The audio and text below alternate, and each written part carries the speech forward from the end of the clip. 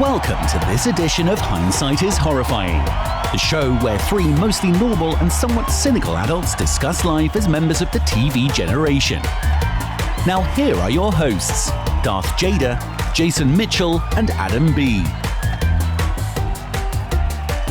Good evening, Hindsighters, and welcome to another exciting, fun-filled episode. I just cut the music off abruptly.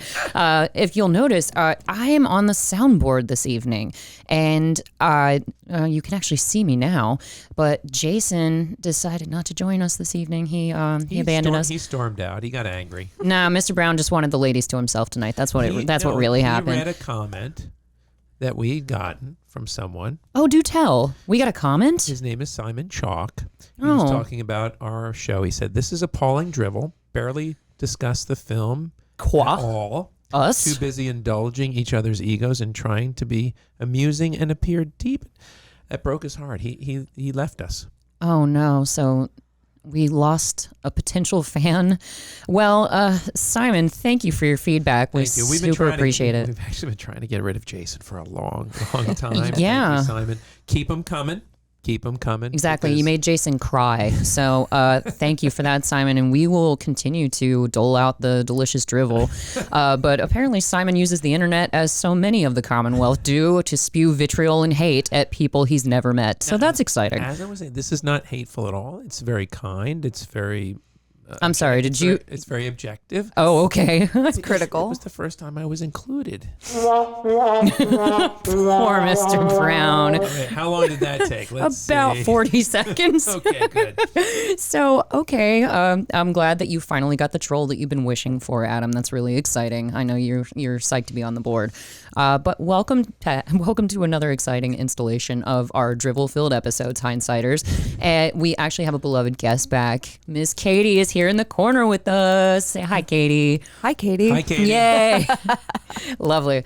And Katie selected the movie for this week. So, Katie, why don't you tell us what you chose?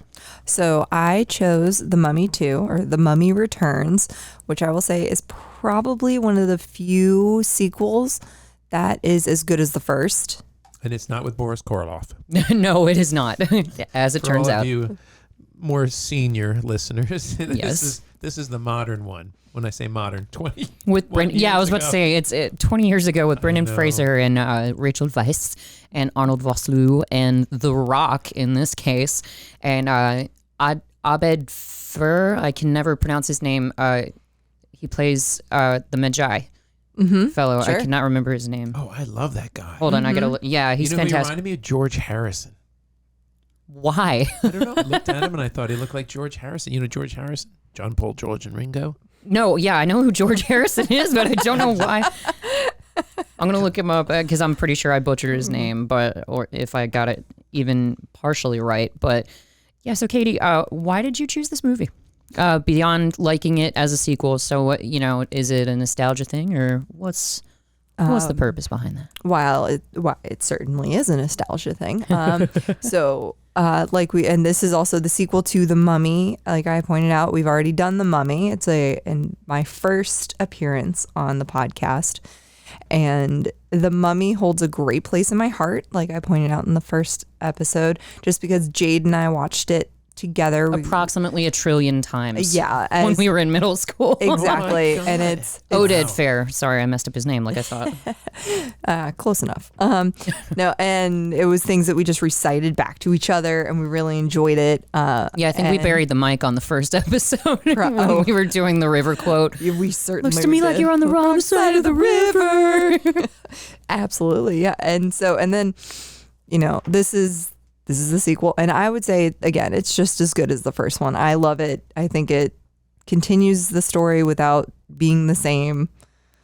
See, oddly enough, I think this one's a bit weaker because not just because of the CGI. The CGI did not age well. Oh, it did not at all. I thought the effects in the first movie were oddly a lot better. They were, even when it came to Emotep, and it's almost like they skipped a bunch of steps with this sequel because with the logic as well as the CG, because Emotep comes back to life a lot more quickly because that was a huge centerpiece of the first movie is the fact that he has to run around collecting his organs from all of the people that open the chest, when in this movie they just have them all in the same room. Well, and it's wildly convenient. And it was only 3 people versus like 7. It was 4 in the first one. Was it? It was maybe 5, because it was the Egyptologist. It was more than 3.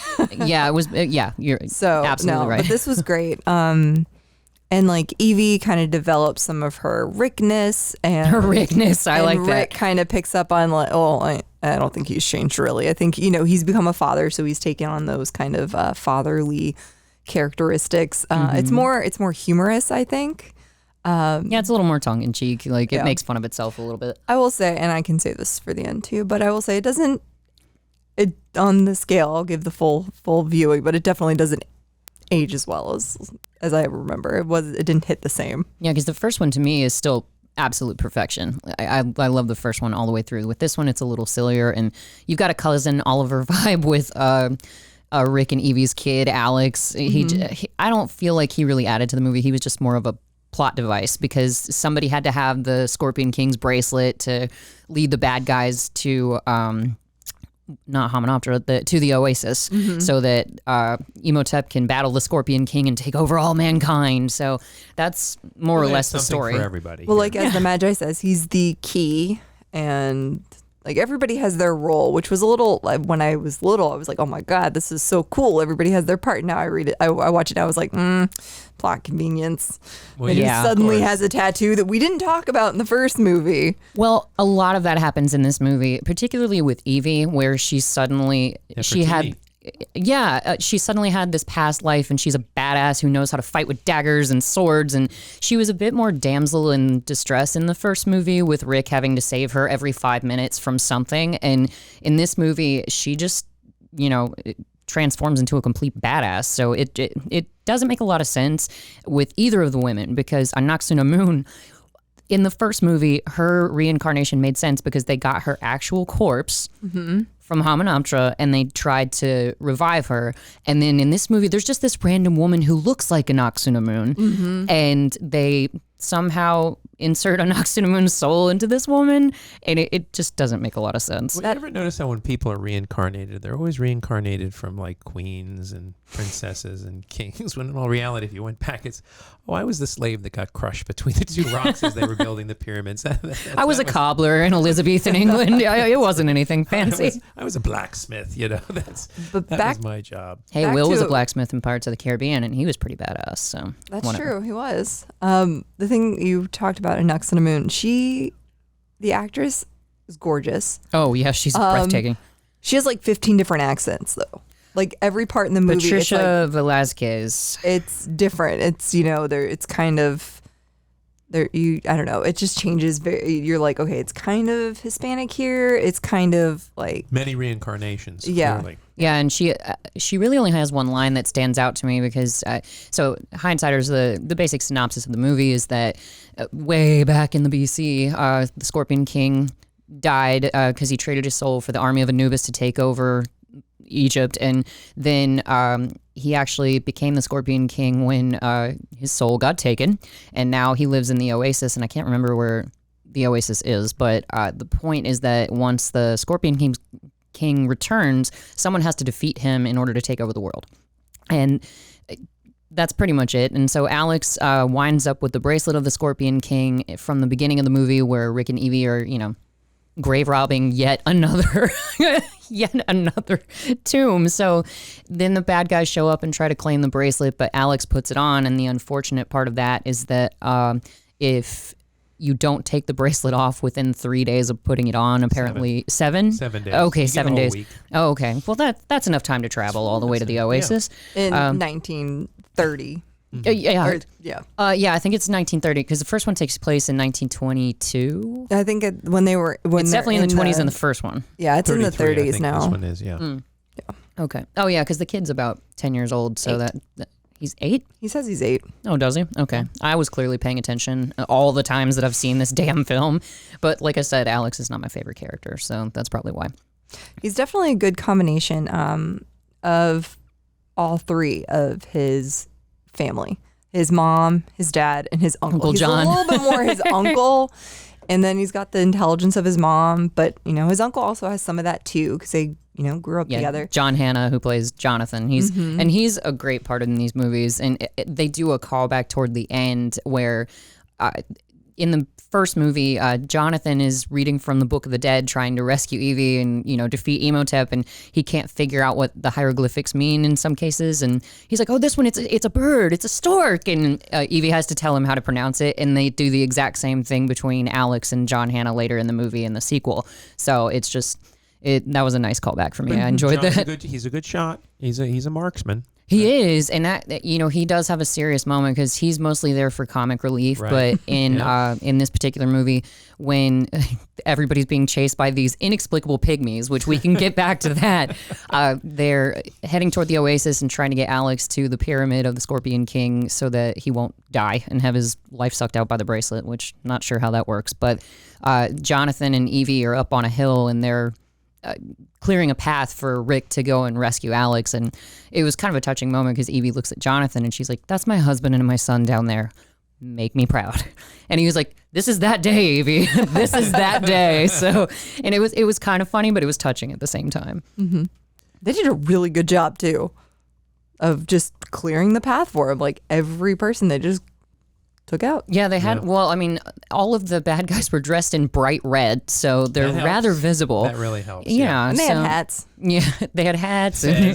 And meanwhile, that scene where they're running through the tall grass where the pygmies are chasing them, it reminds me of Lost World with the raptors. Oh, yes. Where that guy's like, "Not the long grass. Don't go into the long grass." So, but the thing about the pygmies, if Adam, I pointed this out to you off camera. So, do you want to check out that fact? I don't have my glasses on. I can't. Okay, we'll have Katie read it instead for you, Hindsighters. All right. The pygmy mummies from the climax are one of the most memorable aspects of The Mummy Returns, with the heroes being chased through the oasis by these terrifyingly aggressive little mummies. While the movie doesn't go into explanation as to why they're there or what they are, the novelization. Thank you. The book states that the mummies were brought back to Thebes to serve as the pharaoh's jesters. Yes, which is just... that's exploitation, is what that is. Those poor pygmies. It was a different time. But they all have sharp teeth, and it's funny, you call them pygmies, and I guess that's what they are, but that makes me think of Larry the Cable Guy, because whenever he says something that he should feel guilty about, he's like, "Lord, I apologize for making that joke, and please be with the starving pygmies down in New Guinea." Like, it's just one of his taglines that he uses in his jokes. But... yeah, the pygmies were pretty creepy. They were like a combination of the raptors and the compies from Lost World. Exactly. They definitely, when I was a kid, they definitely scared me. This time, a lot less so. Again, they were scary. They were also comical. Yeah, they're kind of funny. At one point, I forget who. Oh no, Jonathan yells at one in the face. Oh, they scream at each other. They startle one another. And then yeah. As it's climbing back up, and I never noticed it, it like hisses at him, and I was like, I know. I was like, is it a cat now? Like, what happened? Who knows? Well, I mean, Imhotep stretches his face out like a snake and can control sand and water. So who knows what these mummies are capable of? They're crazy. Well, I'm going to look it up. When I was a kid, there was this, it was like a medley of horror vignettes. And Karen Black was the star of this one. And there was this little pygmy statue. And if the necklace came out, you couldn't take the necklace off. And it shows the necklace fall off and it comes to life. Huh. And it's hunting her around her house with a little spear. Oh, that's from the I Am Legend. That's a short story in that book. Oh, okay. But it's not a necklace. It's like a doll or something, I want to say. It's a little doll or something. Yeah, and it comes to life and it stabs her several times. It's a horrifying short story in the I Am Legend book, because that's what a lot of people don't know about I Am Legend, is that it's actually not a full-length novel. It's technically a shorter story than that, but then there are a bunch of smaller short stories that follow up with it, because speaking of differences, like with the pygmies in the novel, how they explain it there but not in the movie, that's a big difference between I Am Legend the book and I Am Legend the movie. The Richard Matheson? I Am Legend? Yeah. I can't remember the author's name right now, but it's by the guy who What Dreams May Come? I'm not sure. I don't know. We'd have to look it up. But yeah, you guys are in charge of research tonight because I've got the Will Smith film. I do not remember. it was that was the film that they adapted it to. But the first line of I Am Legend is that Robert Neville was a blonde-haired, blue-eyed man, and I was like, well, that's Will Smith all over. So they take artistic license with casting and storylines and all sorts of stuff. Yeah, so I read you the never book. know. I don't remember the pygmy part, but yeah, the book was awesome. Book was way different. The ending was 100% different. There was no German Shepherd. There was a dog, but it wasn't. Dog. The dog situation was different. Yeah. I mean, Well, again, no animals in movies can't do it. Hindsighters, sorry for the spoiler alert, but the dog dies regardless. So that's why I can't watch that movie over again because it's and. Katie, you were friends with Chris Blaylock too in school when we were growing up. He was so angry. We went to go see that movie together, and he was livid when the audience reacted with sympathy when the dog was Will Smith has to kill the dog because she gets bitten, but he calls the dog Sam the entire time. Trilogy of Terror it was called. Look at the little pygmy. And he chases the woman around her apartment. It's Hard pass. Oh, it's a creepy ass story. But really scary. But Chris was livid during that part of I Am Legend because Will Smith calls the dog Sam the entire time, so you make the assumption that the dog is a boy. And then when she's dying, he's like, Sam, Samantha. And the whole audience was like, oh, it's a girl dog. And he was like, that's bullshit. He was so upset. And I was like, what is the problem? And he goes, oh, it doesn't matter. It's no more sad than if the dog was a boy. And that's sexist. And I was just like, okay, I'm not having this debate with you. Well, boy dogs have been oppressing girl dogs for millennia. Exactly. You don't care Exploiting about them the boy dogs. That's right. in the Taking sex their trade. jobs, getting It's paid just two using the times dog's more. full name. If it was Sam and he yelled Samuel, I mean, everybody still would have been because it had a full name. It wasn't just Sam. They had a whole name. Yeah, and it was his kid's dog, so that made it doubly sad because the wife and we won't ruin the whole movie, but the wife and the girl try to From escape. 2007. In case you haven't seen it, I don't want to ruin everything. You know I Am Legend has been made multiple times. Right? Yes, I've only seen the Will Smith adaptation, and I read the book. Have you seen any? What is the basis of this podcast again? What do we talk about? Drivel. Oh yeah, movies. Hold on. Movies. We talk about There's a movie. Talk about ourselves. movies. We're not spoiling movies? No. Okay, so Yeah, this is from 2001. So 6 years earlier to I Am Legend. Yeah. So we're back at Hamunaptra, and there's this whole excavation going on because Imhotep, I don't know how they found him with such ease in the sequel. And they sort of explain it away a little bit later. Power. Yeah, well, they were like, it was somebody who knew where to look, but she's not a Noxuna Moon yet. She's still Mila. They haven't incorporated her soul. But she's got It's because she's got the visions like Evie. Yeah, They she's explain got it. visions. Yeah. When did they say that? They talk about it. They said It she should has be this right woman. about now. She's like vibrating. Like, where do you look? It's like she's got her divining fingers. A divining rod for finding her dead boyfriend. How awesome. Plus, there's there's report. I mean, people saw where he was. Like people living still know where they last saw him. Yeah, where they last saw him, but he fell into like a pit of liquid and it just got pulled under by these spirits in the first movie. So it's not like he And second. fell in one specific place and so they remember where to look. I mean, he went into liquid. Wouldn't he have degraded a lot more by now? Like, It took him thousands of years to find Pompeii, but it only took him a year Seriously. and a half to find this guy. I don't know. well, and they fast track a lot of the plot for that reason. Like they regenerate him really quickly because in the first movie it was fascinating to see what the process was because he was sucking the life out of the guys who dug him up in the first place. But in this one they barely even show it, and he somehow eats their souls in like 30 seconds, whereas it was taking a lot longer in the first movie. But maybe he was just out of practice the first time around. Now he knows how to get it done. Could have been. Could have been. And the scarabs, God, we've got to talk about the scarabs. Go for it. Okay, like these things horrified me as a child. I was so scared that scarab beetles really behave like this. But they aren't. They were harmless scarabs, weren't they? Yeah, scarabs, they're just beetles. They don't eat people and they don't dive into your skin and then carve their way up to your brain. Yeah. But they move really quickly and they move under your skin in these movies, and that terrified the hell, like quicksand. I thought these were going to be a much bigger problem when I grew up. And piranhas. You thought you were going to run into piranhas more often because they eat human flesh like that. Yeah. I mean, they you know. eat pretty damn quickly, piranhas, but not as quickly as the movies tend to portray. No, it's more like, ow, ow, ow, I'm getting out of the water. Like the cookie cutter sharks in Shark Night. This hurts. But yeah, you've got this whole excavation team this time. Instead of just a couple of people stumbling onto Imhotep, they're looking for him on purpose because, as Rick says later, he's the only guy who's like badass enough to take on the Scorpion King. So they need to dig up Imhotep again. And he's coated in some sort of resin when they pull him out of the ground. It's amber, so in Jurassic Park. So they're going to Hold up the staff. Imhotep's fingernail is caught in there. So we can actually clone mummies as long as we can get some DNA from fellow Egyptians and blend it together. Now watch what she does here over Imhotep. This is where she's kind of using her powers. No, that's not a power. In the first movie, that's how, because Anaxamun's whole thing was that she was the pharaoh's wife or the pharaoh's mistress, and she was painted so that it would be evident if any other man tried to touch her.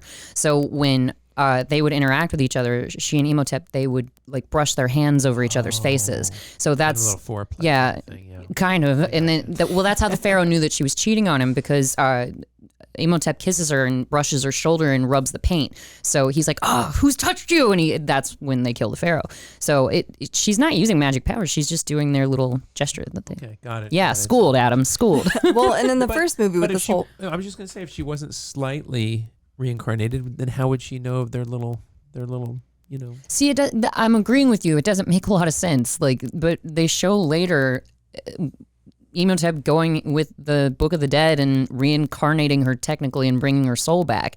Her full soul. She's got just the essence of her soul. An essence. It's They've saged her with it. Like she just got like touches of it. That's cool. Kate, proceed. I interrupted you.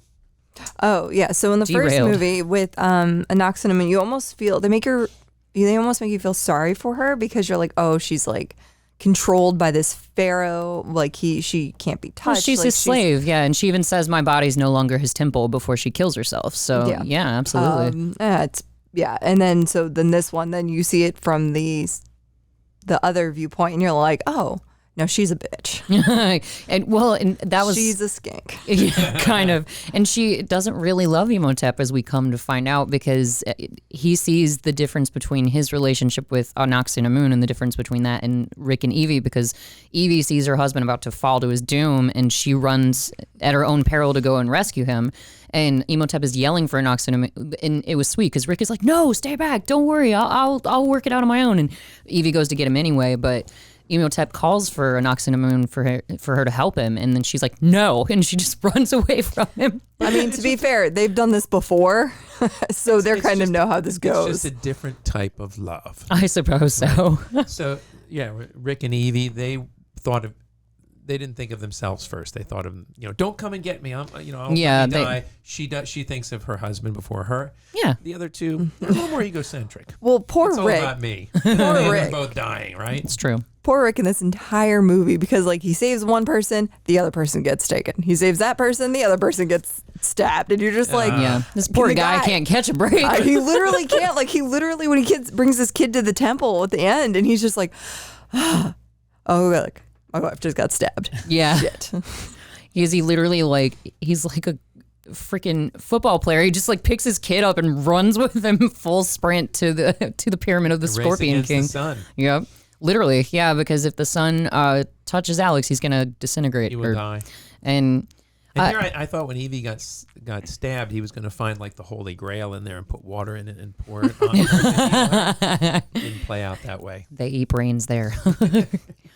But yeah, am I the only one in saying that I want this badass castle that they seem to be living in this movie? It's got to be from her parents. That's the only thing that makes sense. No, because if you remember in the first movie, Benny pilfers all that gold from the City of the Dead, and he straps it to a camel, and they unwittingly choose the same camel when they're leaving Hamunaptra, and you see the gold glinting in the sun in the end. You're right. And so they're filthy, stinking rich. So they've got their own house. And I think they sold it to Indiana Jones, like after yeah, they moved to South Africa. Must have, because I don't even remember the third movie. Like, what happens in the third movie? It's in China. Yeah, it's like Because there's the terracotta warriors. Yes, and I think Chow Yun-fat was in that movie, wasn't he?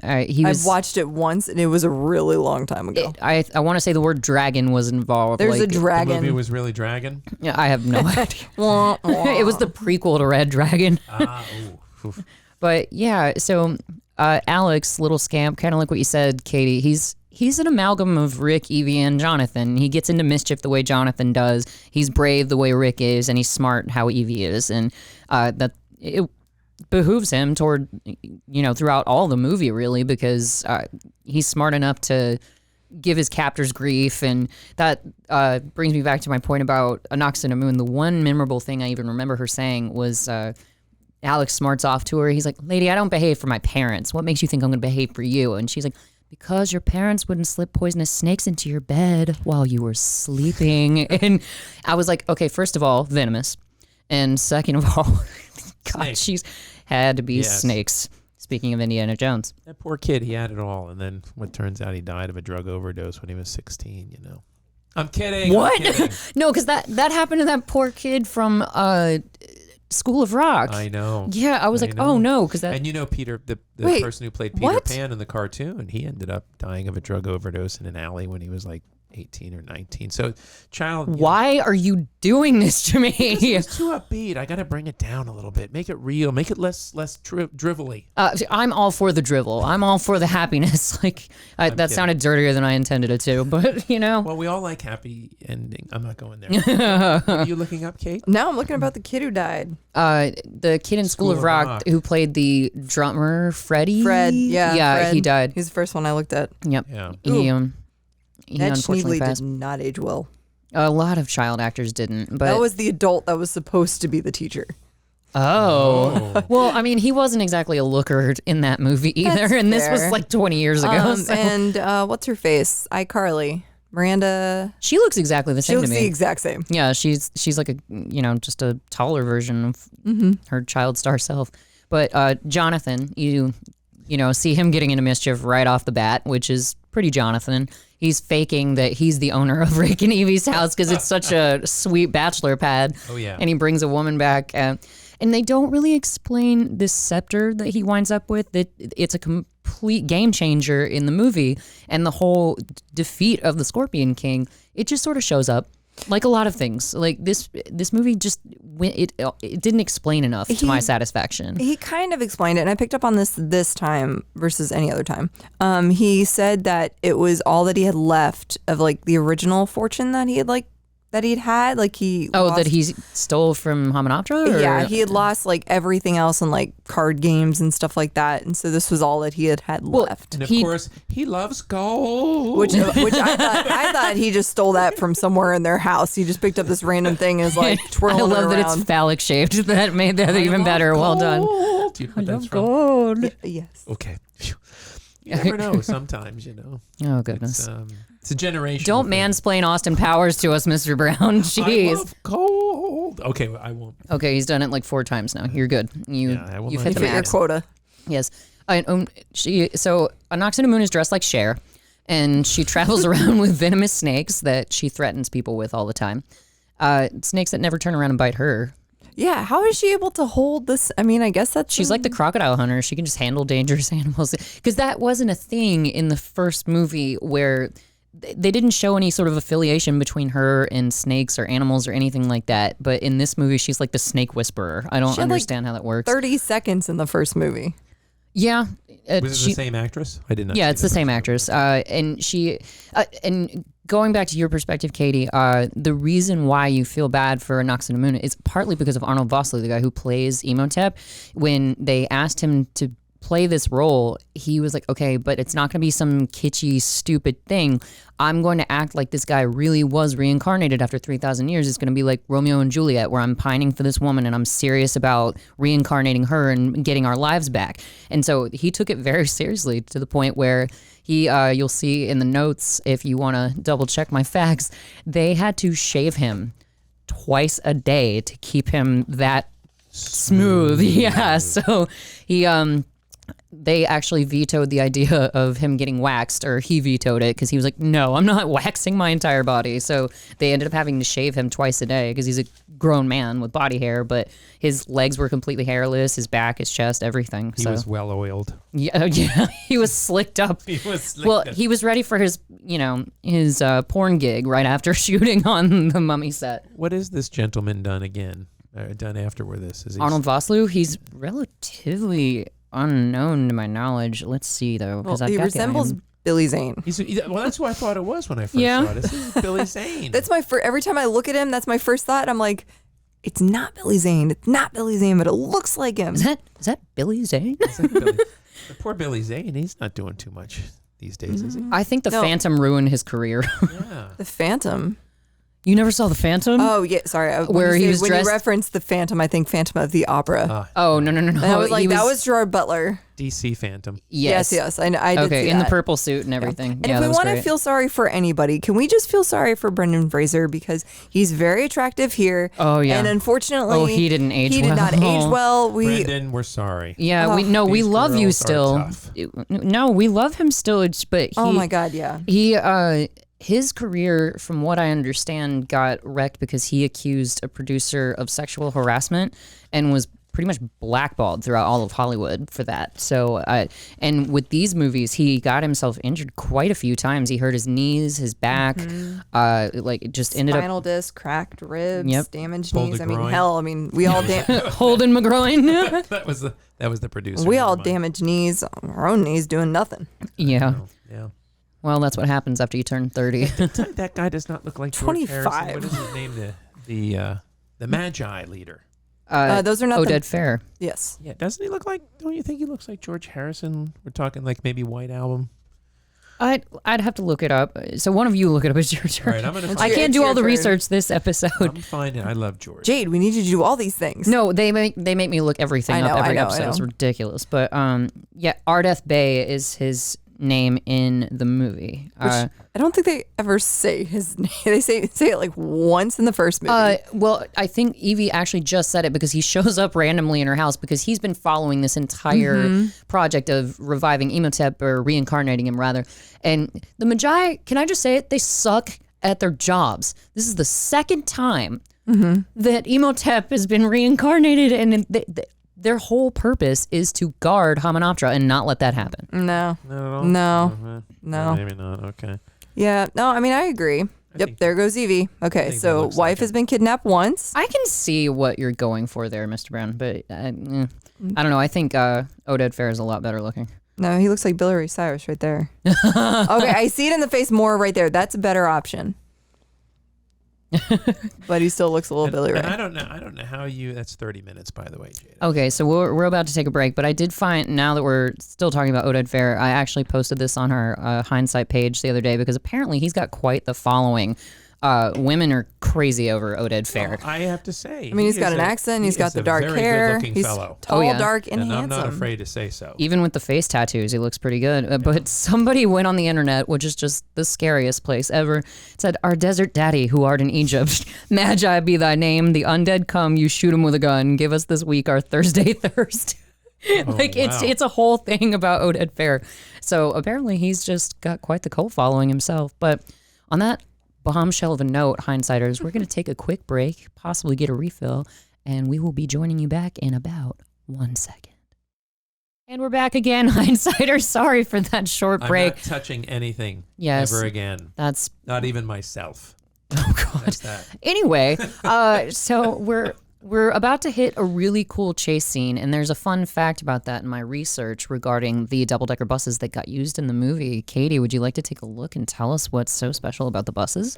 Absolutely. Because we're in merry old England, for those of us who don't know, because the first movie took place entirely in Egypt at Hamunaptra, and so now we're actually in England because apparently Brendan Fraser doesn't have any in-laws that he has to worry about, so he could just move in with Evie in their palatial estate, which is pretty awesome. There's plenty of room in there. So what's the deal with the buses, So we're in London specifically because we're going to the British Museum. So the opening sequence of The Mummy Returns is one of the most memorable in the whole film, showing the heroes fighting against recently resurrected mummies in London. Hold on. No, that's pretty much it. They're genuine buses from the actual time period. That's the interesting part, is that they actually had... so how do they demolish said bus? I'm not sure, but Movie magic. Even the ads on the side of the buses were accurate for the time. They were real ads from, I think it was 1933. Wow, and that's cool. You did mention London and the museum. Did you know that it's not the actual British Museum? It is a university, because the museum was either being renovated or they were doing something with it. It was closed for some reason at the time. So they had to use a university in lieu of the actual museum. But going back, because you mentioned this earlier, Katie, this is the part where we learn that Brendan Fraser is apparently a warrior of God. He's a special magi is what they call him. Yeah. And because, he's got this sudden tattoo, because he had the cuff in the first movie that he was wearing around his wrist. Mm-hmm. It looks mostly aesthetic. It was more like a leather. It's kind of a leather or metal. It was leather, and we had this conversation off camera, Katie, about Chris Holden Reed, who we both love and respect as an actor, and the fact that he's smoking hot. Who we absolutely adore. Yes, we do. Hi, Chris. But he hated the cuff that he had to wear in the show Lost Girl. He was like, I was already a werewolf, and then it was like they put a dog collar on me. He mentioned that during one of their panels, so I always thought that was funny. But yeah, Brendan Fraser's been wearing that cuff the entire time. And it was covering the tattoo. Yes, but you don't know anything about the tattoo until the second movie, because I guess they had to make it a little more intriguing and make him a warrior magi. I mean, he was in the desert. You got to cover up your tattoos or else they get ruined. That's true. And that was another thing that they had to face with all the desert shooting, is the fact that the cast and crew alike were continually bitten or stung by scorpions, snakes, spiders, you name it, because there are all these critters running around in the desert. Apparently, they had to airlift several members of the cast and crew to the hospital more than once, because they kept getting bitten by venomous animals. Occupational hazard. That's tough. I suppose so, because Rachel Weisz apparently got off pretty easy, where she had a contract that was a little more ironclad than Brendan Fraser, so she didn't. She was supposed to be running. I think it was when the pyramid was collapsing and the rocks are falling everywhere. Her contract forbade her from actually doing that in real life so that she wouldn't get hurt, I suppose. But Brendan Fraser, he suffered a lot of injuries on the set of this movie. So she was smart, whereas he did not negotiate his contract. His agent was smart, or her agent was smart. Yeah, yes. Exactly, Adam. But yeah, that's not the British Museum, it's the university. And here we go. Here's the Jurassic Park moment. I want to be there for the birth of every little Emotep when they hatch from their resin. And I'm wondering who these guys are that follow Emotep around. They're his, It's a cult. Yeah, they're his little... It's what? I said it's a cult, but I suppose, but it just, and they had to replace the Egyptologist guy.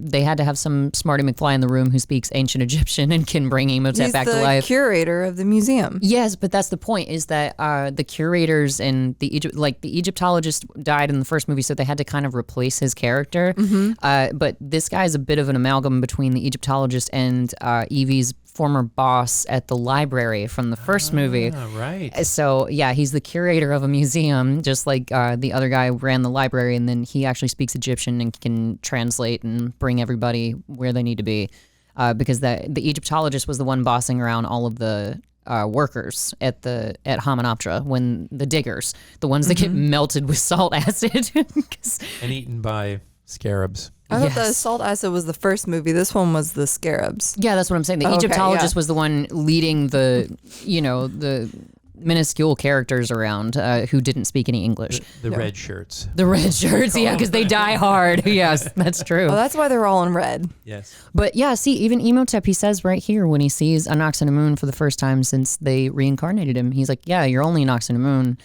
in body. Like, once I bring your soul back from the underworld, then we'll really be together again. So I don't know, there's some missing pieces for me where it doesn't make a lot of sense. Turns out the relationship wasn't that solid anyway. It was all based on money. She didn't fear him too, like when he's like near her, like in his mummy form, like, don't touch me. She's like the what's what's that seltzer drink, Mr. Brown? With the fruit lime and is it popular these days? It was in that comedy show that you and I watched with the lady who was dressed like a man. LaCroix. You need LaCroix. She's like the LaCroix version of Anoxinamoon. There's like a hint of Anoxinamoon in her, and she remembers certain things and remembers the face gesture and all that, but she's not really herself yet. It's just like Evie. She was Nefertiti, right? A reincarnation of. So it's not Queen. Nefertiti, it's Nefertiri. Nefertiri? Oh, Yeah, okay. because I didn't know that. I didn't know it until I watched it last night, and I was like, yeah, it's Nefertiti, and Q was like, it's a Nefertiri. I beg your pardon. I know, and I was like, oh, she's right. Well, it is. When you read something and you expect it to be Nefertiti, your brain is going to fill it in that way. Well, it sounds like Nefertiti, but then we saw it. Nefertiri. We had captions on. Yeah, there's a 'cause hard R pronunciation, there I is. suppose. But another part about Anoxinamoon, so in the train scene before he brings her soul back, like he does give her a vision, and like he goes up to her, and she kind of like steps back and just kind of has like a disgusted look on her face when he like approaches her as the creature. And then he gives her like this vision, and then she's making out with the creature, and it's like all okay now. Oh, okay. Yeah, because they do make out. Oh no, he makes out with Rachel Weisz in the first one when he's not fully reincarnated yet, and his face starts rotting off while he's kissing her, which I never understood that portion of the first movie. Moved. It like the skin moved. His skin to the starts back. decaying again, Yeah. and it's weird. It's like, is he not supposed to touch? Because you do have that point with Ben, or what's his name, Benny, where he's escorting Imhotep around Egypt, and he's like, "Oh, Prince Imhotep does not like to be touched. A silly Eastern superstition, I'm afraid." And so there's sort of a hint that he's not supposed to touch living things, but he seems to do it with no issue in this movie. So I don't know. The rules don't apply. I wonder what happened to her cat in the first movie. It wasn't her cat. It was the hotel cat. No, I don't think it's her cat. Okay. And here I thought you were talking about the name of a character, her cat. you meant her. Her cate. They had her gato. Her gato. She's got the gato blanco in the first movie because Imhotep is afraid of cats because the cats are the guardians of the underworld. And Brendan Fraser, there's even a funny moment where he holds the cat up. And he's like, "Look what I got!" Woo! And he chases Imhotep out the door or out the window. But yeah, there are no cats in this version. And we're low on storage, so I don't know what's happening to the movie, but maybe Adam can help us fix that without bumping the computer again. I'm not touching anything. Not now. We're not going to worry about There we it. go. Very But, nice. yeah, so- Ignore. And the CG, Imhotep looked so much more real to me in the first movie, even though it wasn't as high grade CGI. I don't know. I like the way he looked in the first movie, and this one he just looks super, super fake. Maybe they cut costs there. You never know. What was the budget compared to the first one? Was it higher? Was it lower? I It's would your say- turn to do some research on your phone, Mr. Brown, or Katie can do it. let's see I know you don't have your Hold glasses on. ready?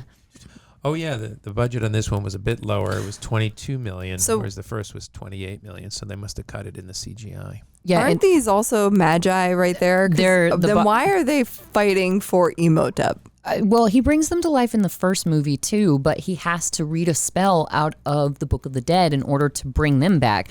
Whereas in this movie, he just like releases them from a jar and he's like, "Imhotep," or whatever it is that he says, which It's got means a 10-year span. kill them. It's got a 10-year span. And I like this part. Honey, they don't use doors. Yeah, Evie. They're escaping from the British Museum, and Evie's trying to drag a bench in front of the door to block it, and then they come through the well, walls. and it looks like the door doesn't even open outwardly; it opens inward, so it doesn't matter regardless. But who cares? There's a definite dad thing. What happened to my car? And of course, Jonathan. They pull up with a double-decker bus because what does happen to the car, guys?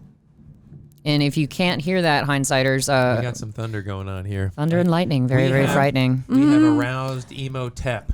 So they decide, in true mummy form, let's just fuck shit up and we're going to walk on the car. Not my car. But why wouldn't, did the key break in the, The car? key broke off in the Okay. ignition. Jonathan was panicking, Jonathan. yes, and he snapped the key. I was Snapped playing his my key. game while I was watching this yesterday. Good to know that it was such an intriguing watch for I you, know Katie. all the words. Yes, I was sitting you there and I both repeating do. all the words, and I You got don't told even to need to stop. watch it. You could enjoy the movie, right? Just close your eyes and envision it. You've seen it so many times. Well, I felt the same way, honestly, because usually when I have these movies on now, they're kind of background because I know all the dialogue just like you, Katie, and I was like, oh, I forgot about some of these things when I actually sat down to watch it. Subsequent viewing, as Jason always says, it brings new things to light. So Like I was not familiar that the Magi were warriors. I thought they were people that brought frankincense and myrrh to Jesus. They were the emperor's bodyguards back when the emperor was still alive. So, or the pharaoh, excuse I me, was not like, the wait emperor. a second. I was thinking the third one, the emperor, the dragon emperor, or something like that. I think that's what the third one's called, but I'm not sure. We did not. Because it was This is so the horrible. last Mummy movie in my world. Yeah, I don't really care about the third one. or the Tom Cruise one. Oh God, Yeah, no, you it can't was- catch me, gay thoughts. Poor Tom Cruise. But oh yeah, this is a pretty good scene where one of the mummies has been cut in half, and it's swinging around like a chimpanzee on the double-decker bus, kicking Ardath Bey's ass. But yeah, he's pretty tough. He's fist fighting with a mummy on a double-decker bus. So Well, luckily they had the holding Handrails? bars. Yeah, the handrails. Right, so you could swing around. yep. Like You a just little open that gorilla. like a tin can. Well, yeah, they're super strength. Also, when he loses his gun, not the first time, but the second time, where there's like a lip where it can go to like it kind of drops to the front of the bus. I was like, is that really a thing? On What- the hood. Where it ends up on the fell- hood, it like fell it on the fell from the second floor. Oh, and sorry to interrupt you, Katie, but this aspect too, now the mummies can grow their nails fingernails? instantaneously. That was not a thing in the first one. They just sort of amped up the superpowers of these already mystical dead people. So I don't know. It doesn't make a lot of sense. And they all have mouths that unhinge like snakes. It's crazy. Because one of the first funny aspects in the or not first funny aspects, one of the funny aspects in the first movie was the fact that Brendan Fraser screams at the mummies multiple times. Even Emotep, when he first sees him, he's like, ah! He screams back at him when see- Emotep roars. Here goes. It fell. The gun. Yeah, Yeah, it from fell like onto a- the hood of the bus. Yeah, but was there just like an open spot from the top? Like that seems It was for like creative- a flaw. I thought it flung out of a window. no, it fell like on the floor. Oh, okay. I don't know. But I was interested in how that happened also, but then I moved on. I clearly have not. yeah, we're looking for logic where there's none to be You're found, hanging gang. on to that one. Yep. With mummy-like nails. So, and Brendan Fraser Pokes him in the eyes. and pokes gets the some mummy's goo on eye his- sockets. He's got mummy goo on his got mummy fingers. goo on his fingers. Ew. Ew. But This yeah. is comical. Here's more comic. Yeah, you've got some good comical moments in these movies. Well, if they're going to be in a double-decker bus in London, that top deck is going to have to be taken out. Absolutely. And It's someone's it's gonna have to obligatory. die. Yes. I'm surprised it didn't topple over too. How quickly and erratically Jonathan is driving. I'm surprised. That thing is definitely top heavy.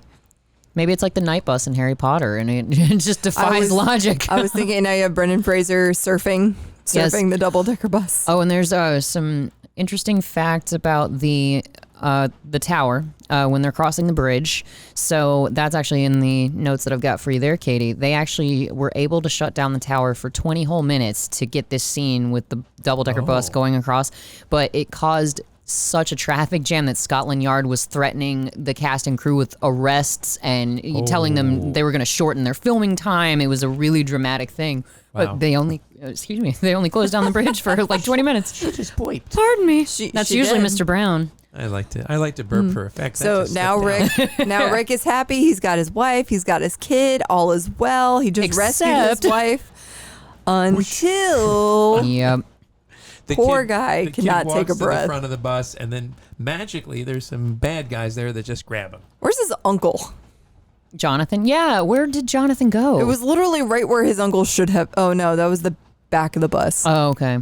I thought it was the front Hush as that well. fuss. Everybody moved to the back of the bus. But yeah. The grown-ups just wind up baffled because Alex keeps getting grabbed away from them and kidnapped, and that's a bummer. But Brendan Fraser does have a badass moment where he runs up the bridge as it's what's the term for that? Like when it's Incline. Drawbridge. Yeah, it's a drawbridge, but like huge incline. and Brendan Fraser, trying to get heroically over. leaps across the gap to save his son. Not but across, leaps up. He never made it across. He leaps across the gap. He didn't make, no, doesn't he he? stayed on the same side. Oh, he Never did? made He's it. only at the top. Oh, okay. I thought, damn. No. That Yeah. disillusioned me a little And if bit. he hadn't been using his free time kissing his wife, he might have been able to save his They son. had to do it in one take. Oh, they with only 20 minutes, absolutely. And to bring the bridge up, and with the setup and everything. Well, I guess the rest of that was filmed offsite. I guess it was just probably the bridge. in all likelihood. But yeah, just the setup alone to get that staged, that would have taken a while. But 20 minutes is nothing in filming time. No, because when you're on a film set, you're there for a minimum of like 12 to 14 hours a day. It's insane. Believe it. Even as a background actor, it's crazy. But yeah, see here, she kind of walks away and she's kind of like, I'm not sure about this. Well, would you really want to kiss a rotting corpse? No, not at all. I don't know that she's. I don't know what you're into. Come on, everybody. Ew. No, nobody. We've got a lot of listeners, and you know what? We're just going to cater to all of them. But undo. Hush. Undo. This is where the drivel comes in, hindsighters. But yeah, she got gloves. She ain't even gonna touch him. Yeah. Oh, okay. I guess. Sand out. But he's made of. But he's not rotting when his lips touch hers. So it's not like with Evie when he kissed her in the first movie. Lips. She's got fire lips. Oh, she's got bussin' lips. Those lips are bussin'. Bussin'. That's for you, my daughter. Oh, bussin'. dear. Hi, Addie. We're going to embarrass you if it's the last thing we do. But yeah, so poor Rick and Evie now have to go on a mission to save their child from the cult following and Emotep, and they're all ensnared in this drama again. That's what it's like to be a parent, you two, so don't rush into it. It's a lot of work. Ugh, yeah. Rescue them from something. What was the last time you had to go on a journey to rescue your child? From an undead mummy. Well, there wasn't an undead mummy, but I had to drive all the way up to New York to rescue her from her boarding school. I just picked her up at the end of the year, but... Yeah, I was about to say, I don't remember this being that dramatic, but okay. Can make anything dramatic. Yes. Well, he's a very dramatic man. He's an actor. But yeah, so now we're on a trip to Egypt, which, you know, it's the 1930s, so I guess they're going to take a train. Well, they're in Egypt already because they just showed the pyramids. Conveniently, we're just in the backdrop to show they're in Egypt. That's right. They make multiple stops throughout Egypt because the Scorpion King's bracelet, for those of you who don't know, is actually a map to the oasis. It's the bracelet of Anubis. Well, it's got a scorpion on it. How do you all know this stuff? I'm telling you. Because we... in the movie. Well, apparently I don't know it. Egyptologists. But... here's your line. Oh, yeah. And this is where she has one of her weird accent moments, Katie. You're right about that, because she's... Because your parents will not slip poisonous snakes into your bed while you are sleeping. And it's like, what is that accent? Like, it changes every other time she speaks. It kind of does. It's ridiculous. Luckily, she doesn't speak that much. Well, she didn't... She spoke even less in the first movie, and she... only ever either screamed or spoke in ancient Egyptian. Mm-hmm. So she was never speaking. She never spoke any English in the first movie. That's right. Yeah. Minds blown. But yeah, so they sent 3, independent contractors off to fetch the sacred canopic jars of Emotebs. They were not salary people. That's You're right. cursed. No, they don't have any health cursed. benefits. That one guy's smart. Bless his heart. That one guy's like, don't touch anything. Don't do it. And then you got some idiot. He's like, I'm going to open it up. Well, and that's a callback to the first one because the Egyptologist is the one who originally reads the chest in the first movie where he's like, death will come on swift wings to whomsoever opens this chest. And this independent contractor, he read the same thing. And he's like, no, it's cursed. Don't touch it. Like, and you'd think maybe they'd let him live for having that knowledge. Oh, no. I would think so. No. That's another salary that they've got to pay on set. That's true. And it's not worth it. You got to whittle it down to just the 4 main people and just call it a day. Well, I like when they panic and she's like, he wants you to open the chest. And he's like, okay, I'm going to do it. He suddenly changes his mind about the lore behind it. Because they unleash Emotep on the 3 guys and trick them into opening the chest so that Emotep can suck them dry and regenerate. Because what happened... I guess they recovered the jars as well. I wasn't paying that much attention. Yeah. Because the 4 or 5 separate guys had it in the first movie, and Emotep collects them all slowly. One of them's broken, as I recall. Yep. But then the jars are just in Hominoptera when the walls collapse and the whole city breaks down. So how are those jars still intact? My God. That and how are they back in the jar in the box? Yeah, how did stuff get in the jars to make this a thing? Well, I mean, yeah, it originally was just stuffed with his vital organs, but how did the organs get back in the jars? I'm asking for logic where there's none to be found, so I'm just going to give up on that. But they do have the callback with the costume as well, because Emotep wore this in the first movie when he didn't want to reveal what he was looking like when he was wandering around Egypt and sucking people dry. So I mean, there's days I don't put my Zoom camera on because I don't put makeup on, so you know. Or when you accidentally open up the Snapchat app and it's on selfie mode and you've got it at an unflattering angle. I look like that? No. I look like Ursula from The Little Mermaid. Oh God. But yeah, they do this.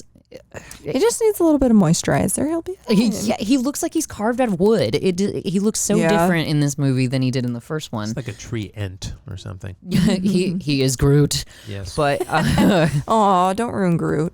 Oh, Groot's cute. No, Groot is very cute. Oh my God, I saw a meme and it said that I would burn baby Groot to like make a fire for baby Yoda. I'm like, I won't go that far. Oh no. Whoa, no way. I love Groot. Come on. I love Groot Even too. Teenage Groot was entertaining. Yeah, he was pretty cool. He was so angsty.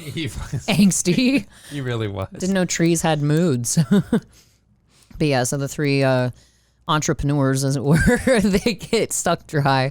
And so Imhotep fully regenerates very quickly. They don't really mess around with the drama of him regenerating in this version. Again, they're not going to make they're not going to repeat the first movie. Yeah, he only ever kills men. Because men are the only ones who ever open the box. Like, there's never a woman involved with that. There's literally only Evie until this movie with an X and a moon. Yeah, that's true. And they even they make fun of her. The Egyptologist does. He's like, oh, they're led by a woman. What does a woman know? And Evie's the smartest one in the crew, like, no matter what. It's pretty great. But yeah. After all this stuff they've been through, why would they be afraid of anything? I mean, they watch people being eaten by scarabs, people being melted. Well, that's why you would be afraid, because you know that all this stuff is real and will very much kill you. They all go pretty fast, It's true. Just 20 seconds. Imhotep had, I don't know if I guess they could cheat a little bit with this one, because in the first one he was separately hunting down all the guys who opened the box, whereas in this one it's like he kills all three of them at once. Well, no, because he's killing the one guy in the hat, and then I guess he just knocks them out pretty quickly because they're all trapped in the same compartment together. Well, didn't they open the chest or the jars before they unleashed him, or before they read the book? Yeah. Oh, you know what? That's a good thought, because the whole purpose in the first one was that Evie read from the book, and the guys had already opened the chest with the canopic jars in it, and it took Evie reading from the book to bring Imhotep back to life, to even be able to pursue the guys who opened the jars. So, that's a good point. I guess they just figured we'd assume that they read from the book to bring him back, or they did it on site when they were excavating him. Maybe I missed that. They did it at the British Museum. That's what it was. Yeah. So they already did it. They brought him back to life, and then they sent the guys out to get the jars. The two of you are just so much smarter than me. I didn't see any of that.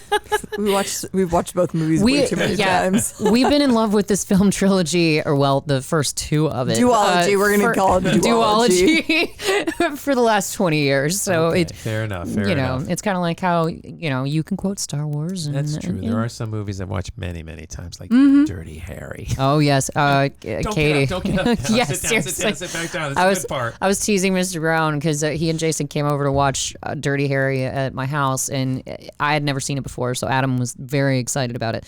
And to the point where I'd cooked dinner, so I had dirty dishes everywhere, and I was gonna go refill my drink or something, and Adam was like, "No, Jay, just sit down. This is a good part. This is a good part." I was like, "So this is just you watching me watch Dirty Harry. This isn't you even watching the movie." It was true, and every second is a good part, so you could never get up. No, I couldn't. I even tried to go to the bathroom, and you were like, "Jade, sit down," and I was like, "Okay, pause it." You can pause things. There's a guy in a bathtub. Yeah, he's just hanging out at the dirigible port. He still took the money. He goes, "What am I going to spend this money on? Why do I need this money?" And he still pocketed it. Yep. Well, because an entrepreneur. Yes, and we have several. So tell us, who is this new character that's just been introduced? This is he in the first film? No, he's not. Okay. This is Izzy. They needed a mode of transportation because they kill Winston in the first movie because he was in the British Royal Air Force. They don't kill him. He died. The writers kill him. Okay. Sorry. I was like, nobody was like, he gets murdered. killed off in the first movie because Imhotep does the trick with the sand and clogs up the airplane, and Winston dies on impact. The other three guys amazingly survive without a scratch on any of them, but Winston he wasn't in great health. I mean, he was drinking. Rotting from boredom and booze were his exact words. I'm going to get shot. So, yeah, I'm going to get shot in the ass again, aren't I? And Izzy, I guess they had to, kind of like with the Egyptologist, they had to replace the character that plug that hole, as it were, because Izzy has to be the mode of transportation. And he doesn't have an airplane, but he does have a dirigible. Yes. Which is just so helpful. Oh, there's Horace, the real star of the movie, the real hero. Horace is the reason why the Magi know where to track down Alex, because the bracelet of Anubis, not the Scorpion King bracelet, it actually leads you to the oasis, but you have to make pit stops along the way and at certain historical land sites in Egypt. Just an excuse to look at Egypt, pretty much. I was okay with it. I wasn't mad, but I mean, it doesn't really make a lot of sense, or they really don't want you to get to the oasis in time. Yeah. Which in 1930, there's no way 7 days they should be able to make all these stops from London to Egypt and all these mini stops within Egypt. Yeah, they go to Cairo. They stop at, I don't know, when they stop at like the Ramsey site. Tahoe. Yes, thank you. But Like Tahoe. I think it was Tahoe. yes, Yep. I'm agreeing. I'm just going to Detour to the agree with US. that. That's another 30 minutes. Yes, so Hindsighters, we're going to have to take a break before we go on our dirigible adventure with Rick and Evie and Izzy. So we will be right back.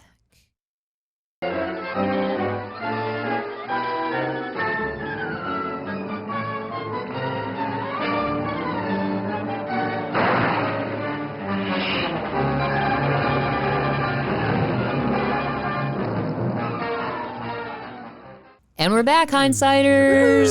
Yes. So Katie just got really excited because we're at a portion of the movie that she wants to discuss. So what's going on, Katie? So then we just got to the temple within the oasis, and Imhotep was just stripped of his powers, and they made many references that he's going to overtake the Scorpion King, and he's going to be so powerful that it's not even going to be a competition. But nobody knew that he was just going to be stripped of his powers. So now he is stripped. He is mortal. And that's his downfall in both movies is when he becomes mortal. Yes, that's right. So it's a bit of a callback to the first one. Yeah. It's a drag being mortal. I can attest to that. And unfortunately, Hindsighters. On that note. Yeah. Evie is unfortunately mostly dead at the moment. Stabbed. She was stabbed in the stomach by Anaxunamun. They just saved Alex, the son, again. Rick, he did the he pygmy saves with- one and then he loses the other. They did the pygmy race, and for whatever reason, the bracelet of Anubis is a huge deterrent to the scarabs. They don't really explain that either, but Not the pygmies. Yeah, not the pygmies, but the scarabs, because you've got to have a callback to the scarabs in the second movie. They played such a titular role in the first. Now, Why and do if you stick your hand I in was there? just to say, whenever you're in a temple, you never stick your hand in the hole. This is like the Egyptian equivalent of a glory hole. Like, you don't know what the hell is about to happen. There could be rats in there. There could be scarabs in there. There could be an ancient power that strips your hand. There takes could be the skin off your hand, and then you got little bones that you walk around with crying, which is actually what happens. It puts the Gimp bracelet on its skin. A strong hand. And this is my strong hand. Oh, God. But meanwhile, the army of Anubis has been raised again. And the Magi, there are so many more Magi than I remember there being in the first movie. Because in the first movie, there were about 15 of them, I would say. And now there's an entire army. Much better budget for extras in this one, yeah. I suppose so, because they seriously have thousands and thousands of extras and horses for this particular And scene. they're all dressed in black in the middle of a desert. And, yeah. And some of them have blinders on. Huh? Led by George Harrison. I'm sorry. You're not going to get over this, not are going you? That's okay. But yeah, so Evie has just been stabbed to death by Anaxunamun, which is a huge, and it was kind of a shocker when I first saw the movie, because Anaxunamun comes out of nowhere and just she's stabs just in Evie in the stomach. And Rick is devastated, and he just tells Jonathan, stay with Alex. I'm going to go handle this. And he goes in, and he's about to kick an epic amount of ass. He's going to go kill Imhotep and Anaxunamun. And the Scorpion King. And the Scorpion. I don't think he really wanted to tangle with the Scorpion King, but that wound up being part of the deal anyway. That's his destiny. His he's the warrior. Yeah. And like how he, the curator. but he's on it though. No, Brendan Fraser was like, axe ready. Like, we're doing this. Like, I am ready to defend whatever. And in what scenario would this happen? Like, was there some big slobbery animal in that hole that like just took his skin off of his hand? Because he comes out and it's like covered in mucus and like saliva. My guess is that something wanted the bracelet, and instead of undoing the bracelet just sucked the bracelet off and therefore took everything. Might have been digestive fluids or something that just digested his hand. That makes sense. Some dead goo. Yeah, Some dead goo. Yeah. Acid. This is why we women get you guys to help us to unclasp our bracelets so that we don't have to stick our hands in random holes to get them off. But so Evie was. I know. I was just thinking, where is that going? But so this is where you really start to see Alex's prowess with Egyptian as a language, because Jonathan's like, oh, you don't know which way is which around here. These hallways are so confusing, and Alex is like, yeah, go right to the Scorpion King. This way to the Scorpion King. Is there an arrow too? Like, yeah, He's like, look, Uncle literal. John. And so you realize that, he speaks the language just like his mother does. And meanwhile, poor Ardeth. It's a pretty boho looking horse with the tassels. Well, isn't that a blinder? They're blinders. They're blinders in that time, but it's a very boho looking with the tassels. Are they blinders, or do they protect the horses against the glare off of the sand? Because that's a thing with dogs, with hikers too. Like if you hike in snow, especially, the glare can hurt your dog's eyes. So dogs have to have specialized goggles for that, actually. Nerd alert. Anyway, It could be. I'm learning new things every day. And Jonathan shows up and starts throwing fists at an oxen man. Why? You know what he looks like? Scrappy Doo. Why yada? Somebody get a gun. Now she's with the nails. Like, that's definitely cat fight material. Yeah, she's a complete bitch. She doesn't fight fair, and maybe she just considers Jonathan inferior, but she just slaps him about 7 times. He gets a couple good hits in, if I remember, doesn't he? I think he gets one good hit got in. one. And no, but it pisses her off because she almost borderline hisses at him, and she's just like, and that was actually a more important moment than I think people give it credit for, because that's when she realizes, because he draws blood when he hits her, and she's like, oh shit, I'm mortal too. Oh no. And that's why she ultimately doesn't decide to save Imhotep at the end, because she knows that she can die too, again, for the 3rd time.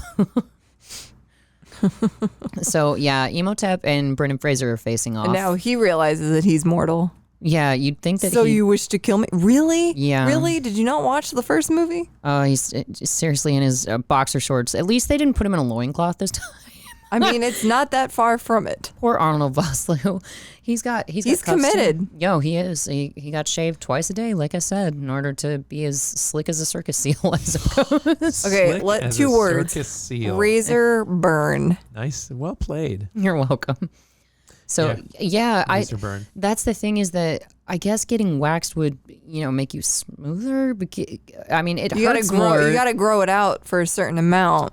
Oh, you do? See, I've never done waxing. It's got to be like 2 inches or so. Oh. You've never done waxing? No. Oh, that's interesting. Don't look at me. I know you have, but you're a bodybuilder. I'm just going to slide right past that and go back to my... like a little slippery seal. Like a slippery circus seal. But yeah, Anoxinamun's about to get her bell rung, because Jonathan, apparently he used to box at Cambridge, and he busts her in the face, and she's like, oh shit, I can die. And it's funny, because you should have hit her with the scepter. He doesn't have it. Oh, he doesn't. Oh, okay. The Scorpion King jacked it. Oh, he took his the Scorpion King? No, not yet. No, I think he still has it, or Alex still has it, because they have to give it. Oh, because Imhotep intercepts it. That's right. When they throw it, he intercepts it like a freaking football player. And no, Brendan Fraser does. No, Imhotep gets it when they throw it, and then he gets it from Imhotep. They both intercept it at some point. Like, I don't know. They both jump for it and catch it, I want to say. I'm not sure. It doesn't matter. This point, and we'll bring it up again, and I told Adam before we recorded. Jonathan has the scepter. Just has it. Meanwhile, Alex is in the corner, and this is the callback that we discussed earlier, where he's... I don't know this last symbol, Uncle John. It's a bird. It's a stork. And Jonathan's like, I know this one, because that's what he had to yell out to Evie to figure out in the first movie. Oh, that's great. But no, Rick stabs the Scorpion King, and Rick is falling into the pit. The Scorpion King is above him, holding Rick up from falling in by him. And then, like a second later, Imhotep just runs up and is like, no! like, you missed your mark, man. You were supposed to be there before. No, I don't think he's mad about him missing his mark. He's mad that he's not the one who gets to kill the Scorpion I know. King. That's exactly why he's mad. But he looks like he missed his mark and he had to get there really fast to be there. It's just, it's You can really see the editors funny. out, do we have another shot of this? We don't. No, we had to be out in 20 minutes. If only we hadn't wasted that 20 minutes on the bridge in London. My God.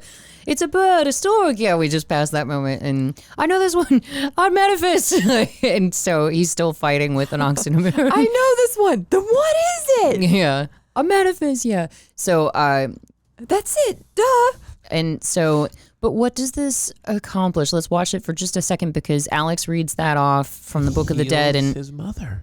oh, yes, he brings Evie back. That's what it does. mother. Okay. Well, because in the first one, that's not what it achieved. It was the same It took passage in the book. control over the It made- Magi. Yeah.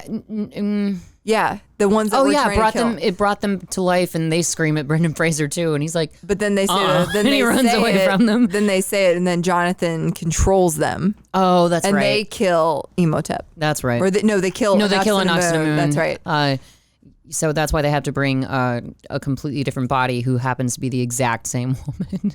But Rachel Weisz is about to show up and kick some ass and have a fight with an Oxen Moon. Payback from 4,000, 5,000 years ago. Yes. Hey, we women, we hold grudges, Adam. We do not let things go. That's know. not We our do deal. not. I know that. We forgive, we never forget.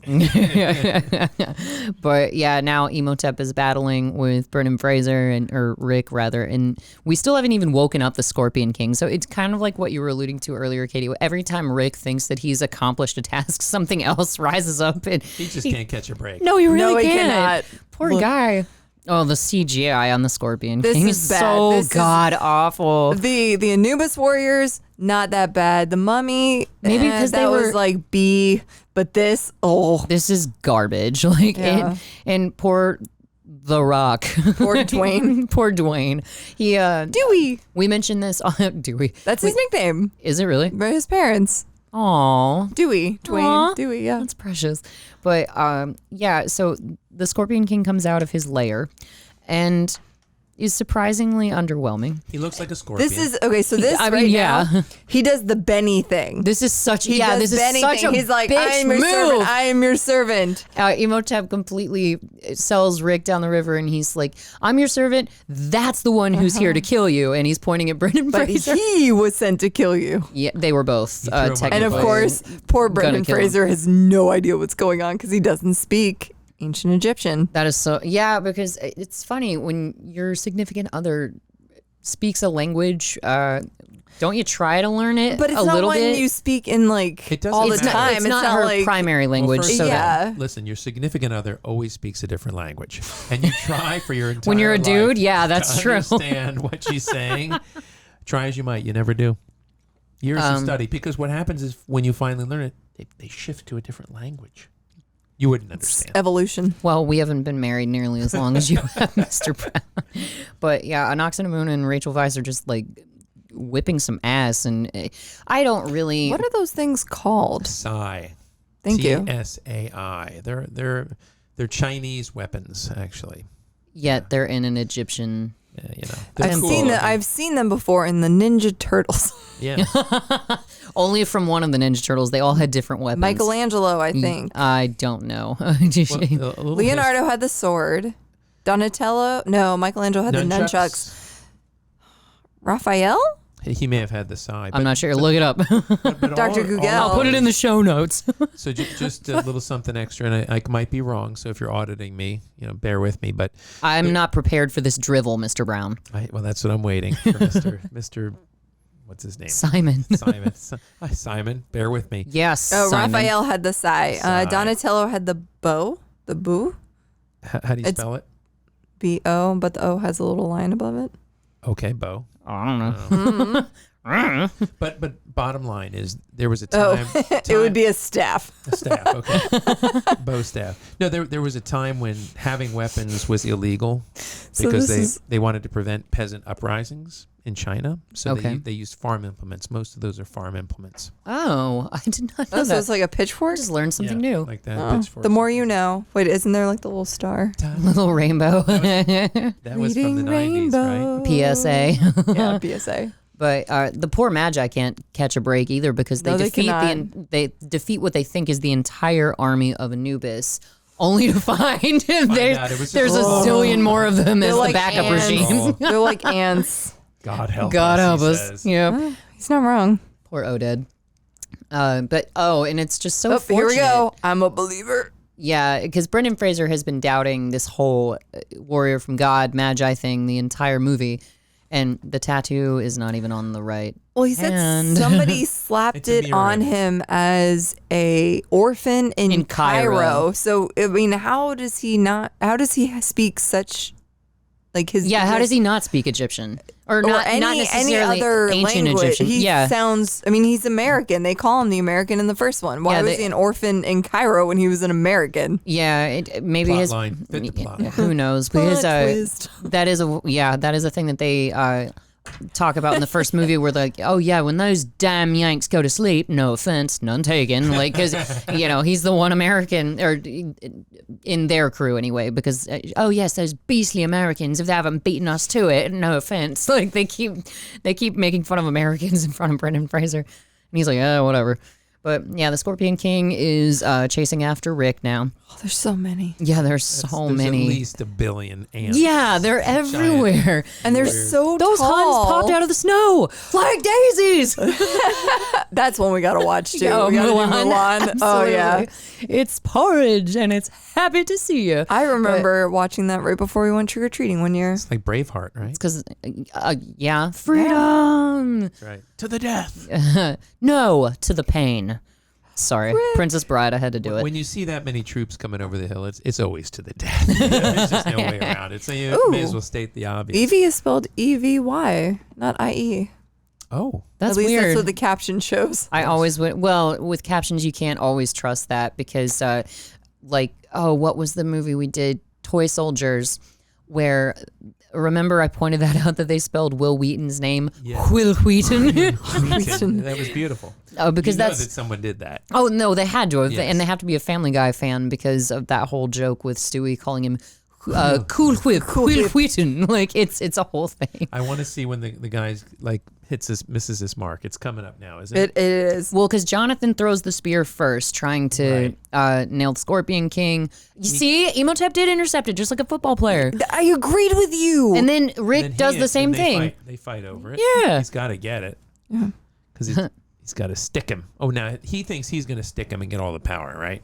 Well, they're trying to take over the army of Anubis, and that's apparently what they're going to destroy the world with. So Rick makes no movement at this moment, and and then he flies past. he jumps up like the Jack Russell in The Mask catching Jim Carrey's mask in the club. they're so fast.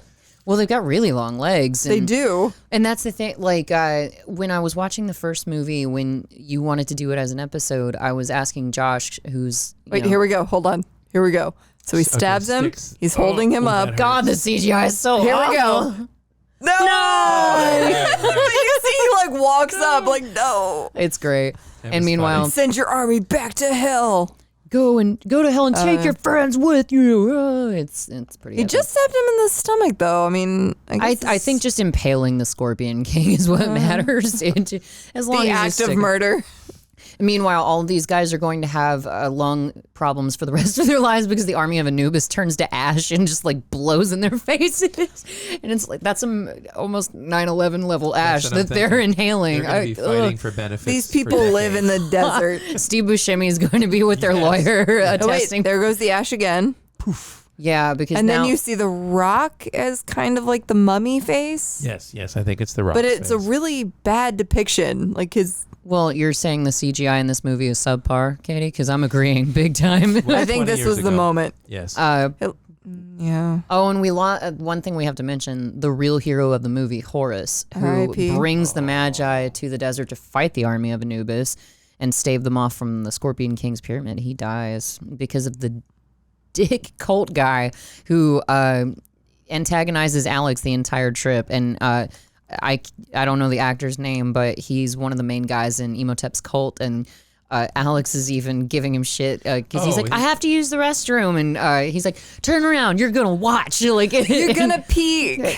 yeah, you're gonna peek, and it's just He's so indignant, like, how dare you? He's so ready to murder Alex. He was like, okay, I'm gonna chop off his arm. Like, I can't wait to murder this little boy. I mean, he does antagonize him with the finger thing where he's mimicking him. Yeah. Yeah, and kind of like, With are a we there yet? mumbling peg, Are we there yet? That I get, but like the mimicking thing, I thought you only did that when you had siblings. I didn't know you did that when you were an only child. It's like the shadow game. Oh, how do you play the shadow game? How do you play the shadow game? I just asked you. That's the game. I know you just gave up really quickly. But so the guard guy, he stabs at Alex with his knife, and Alex is like, whoa, that was really cool. And he goes, what are you talking about? I missed. And, they antagonize the shit out of each other. It's fantastic. Oh, but here's the defining moment with the relationships with Evie and Rick versus Imhotep and Anck-su-namun. Because Rick doesn't ask for pulling help. him up by his head. No, by his suspenders. his suspenders. But it or looks his like- gun gun But holster. it looks like his neck. Yeah, it does. And you really hear the sadness And you in Arnold see it in Vosloo's his voice. eyes. Yeah, Anck-su-namun. Look, he's got Because tears- you he's got almost feel tears in bad his for the eyes. bad guy. Yeah, she He utterly. invested a lot into that relationship. Clearly. Well, so did she initially, because in the first movie she kills herself so that he can reincarnate her, and that she won't be the Pharaoh slave anymore. But And what are those little creatures that are great? They don't ever talk about that's the underworld, I guess. yeah, Maybe they're all massage therapists, and they're just kind of massaging his we're muscles. easing you into hell. But he, both movies, when he dies at the end, it's always some sort of, creature, humanoid type creature, either pulling him down into the oil or like pulling him down into the fire and lava. Who knows? And Anck-su-namun gets eaten by scarabs. I don't think they can bring her back a third time. She's been No. destroyed pretty thoroughly at this point. And now that the Scorpion King is dead, the entire is the oasis oasis. is self-destructing. It's getting sucked into the pyramid, isn't it? Yes. Like a vacuum cleaner. Which Well- the pyramid was the last thing to pop up in the backstory. Because remember the greenery just started, and it kind of like right where the scorpion came out of the. They all came up, and then the pyramid popped And the up. pyramid was Now the last thing to pyramid pop is the up. vacuum, sucking it all in. Oh, okay. Got it. And last in, last out. That's right. or first in, last out, or No, it what? was last in then. Oh, okay. Yeah. But But yes, first in and last out is the typical. Jonathan gets a nice victory because you were saying how he had spent all of his treasure or lost it in card games, whatever. But he's the one who winds up with the diamond Big of diamond. But he the has Scorpion to split King. it with Izzy. Well, because he stole the staff that they traded to Izzy to get him to transport them to the Oasis in the first place. And you have your obligatory panic moment where you think the gang is going down after all they've gone through. Whole But movie's a then, panic moment. yeah, it is. But then Izzy shows up with his dirigible. Yay, he saves the day. Get your butts moving. Yeah, and God, a dirigible. Of all things, because Rick does get mad when they first see Izzy. Izzy is wary of working with Rick again. He's like, "No, I'm gonna get." Last time I worked with you, I got shot in the ass. And then when Rick finds out that Izzy traded his plane for the dirigible, he's like, "You know what, Izzy? You're right. You are gonna get shot." And he's so it'll be pissed by me. off. Yes, but so Let me down. and how Jonathan even is able to lift this diamond is amazing to me, because that thing has to weigh at least 1 billion pounds. And for Rick to hold on to him. Yeah, it's roughly the size of my car, that diamond. It's ridiculous. But at least Jonathan can afford his Pull me own up, bachelor pull me pad up. now. Well, this is a bit of an anachronism because diamonds back then were fairly worthless. It was only till De Beers collected all the diamonds and In the 30s, they were worthless? I was Cartier. was it Cartier? No, I don't know. No, you know what? You're right. But you believe me. But the thing is, you're right. Maybe it was before the 30s. I'd have to look it up. But De Beers inflated the value of diamonds. They're really coal is probably more valuable than diamonds in real I mean, life. it's the same thing. You did not know that, did you? No, I didn't. I learned. De Beers, You taught me 2 valuable lessons De today, Beers Mr. collected Brown. all that. They have a The safe. Bears. De Beers has like these safes full of diamonds to make them scarce. Otherwise, they would not be. Look it up. I believe you. Yeah. You're an intelligent man. I believe you. Yeah, I don't know. But never get between. Well, most lady and their diamonds. I don't know how you girls feel about diamonds. I don't My really wife possess any loves diamonds. I don't really either. Yeah, see. As Nicole Kidman sings so well in Moulin Rouge. Diamonds that's are a what we girl's gotta best do. friend. Yeah, we got to make the boys miserable and do Moulin Rouge. But, okay, so Ardeth gets a nice dramatic exit as well. He rears on his horse. Huge. It's a huge. Runs off into the sunset. And there was multiple takes because you could see all the horse prints around him. No, he was just waiting. There was an army of people with horses, so but it's one It was spot where one it's little spot. yeah, Take 2. All right. yeah. Oh, Because okay. I noticed it last night too. But the horse is 40. kind of prancing and he's like pulling it around, so it's probably antsy. And Plus, it has all this shit happening around it. Well, in final callback, toward the end, Rick and Evie, of course, have to kiss, and it's a sentimental moment where he's like, "I thought I lost you there for a second." And she came back to life. And at the end of the first movie, when Rick and Evie first kiss each other, Jonathan's like, "Oh, please," and he's so over it because Get a room. and he and Alex say that together, and they're like, "Oh, please," they're just so over it, but. Hindsighters. That was Finn. The Mummy Returns. Yes. Finn. It's over.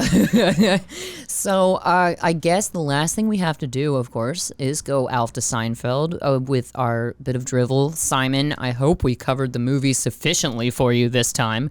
That was sarcasm, Simon. I love you. Keep it coming. Oh, God. Sorry. You're just happy to be on the board, Mr. Brown. I like That's comments, good or bad. There's no such thing as Bad publicity. Yes, but you've been jealous Spoken of like my a- troll since day one. Spoken like a true actor. True, that's right. Yes. Well- true and true. Somehow I doubt that Simon has pictures of you hung up in his mother's basement, unlike we think my troll might have going on. So, Katie, since you chose the movie, why don't you tell us what your measure is on Alf to Seinfeld? So, with the true scale of Alf to Seinfeld, it would definitely have to unfortunately be I'll do 3.5. I will say it All right. definitely did not hang in there. As a scale of my favorite movie, it's definitely like top 10 probably. But no, quality I just didn't. overall, yeah. The CGI, as Jade pointed out multiple times, is just not there. Yes, for the time, it was probably on point, but The Rock just is super creepy as a CGI. A little kitschy, Sorry, a little campy. And the humor just I don't know, it just doesn't hold up. But love it still. Brendan Fraser, I still adore you. Yes, but we do, overall, Brendan. Still, young Brendan Fraser. yeah, we're not gonna go there. Oh, poor guy. Look him up in Doom Patrol. Okay. It ain't good. All right, so we got a 3.5. 3.5. All right, solid. Mr. Brown, what do you think? I enjoyed it the same way I enjoyed it when I first saw it many, many moons ago. Okay. So yeah. In 2001 is thereabouts. when it came out, I want to Yes. say. So I'm going to give it a 5. I think it was, right. I enjoyed it. It's typical Hollywood, little formulaic, you had to fill in gaps and everything, but I liked the story. I thought the acting was great, and the special effects were pretty good, except for, The Scorpion. the Scorpion King. Aside God. from that, I enjoyed it, yes. very Well, he much. was in the movie the least amount of time of all the See? characters. This is so- Nefertiri. Oh my God, you're Wow, right. You are right. But the way that they pronounce it, it does sound It's like a it's a T Nefertiti, instead of yeah. an R. Yeah. Who is the actual mother of Nux and the Moon. I think we talked about that on the Did first she movie. say nuts in a moon? Sure did. I sure did. She's the mother All right. of nuts in a moon. Well, Darth Jader, where does this fall on the scale for you? I'm gonna go in a similar direction as you, Katie. I loved this movie when it came out, when we saw it in theaters, and then watched it, 15 times in my basement on VHS. We watched it so many times, and I just, with a movie like this, it's the characters that brought me back. It's not the plot. It's not because that's why even now, I've seen this movie God knows how many times, but I was like, oh yeah, this does happen. And I couldn't remember exact details of the story, but I love Evelyn. And I liked her, oddly enough, I liked her more in the first movie because it's her intellect that saves everyone around every corner. It's not her suddenly having to be Lara Croft and fight with, what did you call them? Psy? T-S-A-I. Yeah, she did. I didn't really think it was necessary to turn her into an action heroine. She had her own strength that she brought to the table in the first one, and I don't know if that's something that she negotiated or that was just a necessity of, lack of plot. I really don't know. Oh, well, in the first movie, remember Rick is when she's drunk, trying to teach her how to throw a punch. So, I mean, it makes sense if they've been married for so long where they have an 8-year-old child that he would teach her things. Like she even said, like with A Nux and a Moon, when she headbutts her, she's like, that's new, or you definitely that's know something where that I got came from your father. Yeah, like exactly. But the thing is, he didn't teach her how to fight with the daggers. That's the just weird plot convenience. The previous life BS that they just had to shoehorn into the plot. I didn't really like that because I always liked Evie. I never really looked at her as a pathetic damsel, even though Rick does have he's got his brute strength that he brings to the table. She's got her intelligence that she brings to the table. Mm-hmm. Like they're strong in different ways, and I liked that about them, the juxtaposition between their characters in the first movie. So that brought it down a little bit for me, like besides the obvious stuff of the CGI not aging well, because oddly enough, like I said, I feel like the CGI in the first movie held up a lot better than the second one. And, technology had advanced by 2001 since 1998 or 99 when it came out, when the first one came out. So I really don't understand what happened there. But I like the first one a lot better. This one, I'm going to give it a 4 because it went down in my estimation, unfortunately. And it was a little longer than it even needed to be, because it could have been a 90-minute movie, but it's 2 hours long, which is why you didn't really hear us talk about every point of it, Hindsighters. But I still enjoy it because of the characters. That's what I came back for. I even had a cat with black fur. She had really dark hair, just like Evie does, and I named her after the character from the movie. Aww. But yeah, so I'm going to give it a 4, and then we have a straight 5 and a 3.5. So this movie didn't age as well as I would have liked for it to. But that's okay. So, Katie, thank you as always. Thank you, Katie, for coming. Guest hosting. It was a pleasure. Awesome. We always love having you here. And Hindsighters, Adam, would you like to take us home this time? Oh, I'm not prepared to do it. Please take me home. Okay. So, Hindsighters, in a metaphorical way. Hindsighters, your drive time, your there she goes. Lunch time, your drinking time, your mummy time, your mummy time, your pygmy time, your pygmy time, your sleepy time. Until next time, Hindsighters. This has been Katie, Darth, and Adam. This has been Hindsight, and good night.